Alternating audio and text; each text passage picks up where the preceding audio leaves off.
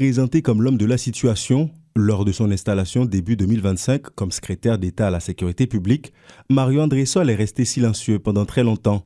Lorsqu'il a enfin décidé de placer un mot, c'était pour annoncer la réouverture des principales routes nationales contrôlées par les gangs avant le 7 février.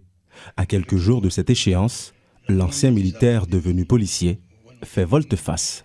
Et si je dis dans le même moment, comme dans le dit, c'est parce que justement, il même passé, sauf que nous ne prévoyons pas que turbulence politique qui t'a venu après, par exemple, rumeur coup d'État, qui devient chef police à l'obligé de camper, soit avancer sur l'opération Lio, il devient prioriser, renforcer des sites stratégiques et puis environnement immédiat en série de zones, des points clés dans la capitale là, avec blindés qui étaient impliqués dans l'opération. Donc, je crois que nous avons constaté, nous devons faire au moins 1 à 2 semaines, nous n'avons pas senti qu'il y a une opération encore. La stratégie de reconquête des routes présentée par le directeur AI de la PNH, Vladimir Paraison, était pourtant bien ficelée, assure-t-il, jusqu'à ce que le bras de fer CPT Primature vienne tout remettre en cause. Obligé de gérer au mieux la situation, la PNH n'a donc pas pu exécuter son plan, déplore Mario André-Sol, qui suggère une gouvernance où la politique prend le pas sur la sécurité de la population. Dans le moment que je dis, il y a toutes les données qui démontrent que dans le cas d'avancée que nous avons fait, donc il était probable de dériver à ça, avec ouverture sud, avec ouverture non là.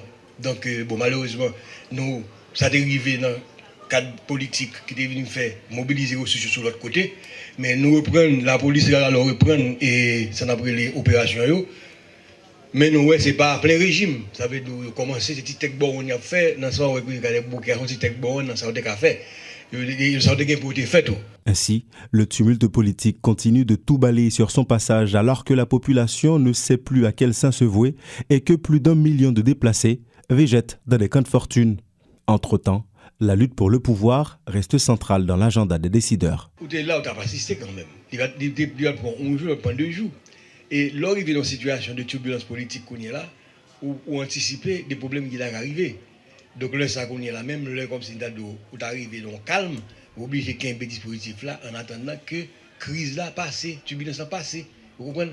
Moi-même, je pense où tu es là, sous terrain, où tu es où ce qu'on a vu dans pas bien d'accueil là, c'est pas bien d'accueil seulement, tu es en bas dans le palais, tu es conseil de site par exemple à l'aéroport, tu es en bas sous la APN, donc vous obligé de force à te mobiliser pour te justement pour répondre à toute menace qui est venue dans le moment. Donc ça dépend une semaine, 2 semaines, presque 2 semaines, mais jusqu'à présent, parce que le fossile là, il y a Mario André-Sol n'est pas le seul dirigeant à s'être cassé les dents sur le dossier de la réouverture des routes nationales. Leslie Voltaire, ancien président du CPT, avait également affirmé qu'il allait rouvrir au moins une route pour ménager un boulevard à son successeur, Fritz-Alphonse Jean, afin qu'il implémente son budget de guerre. Pourtant, de tout cela, il ne reste que des promesses et aucun résultat concret.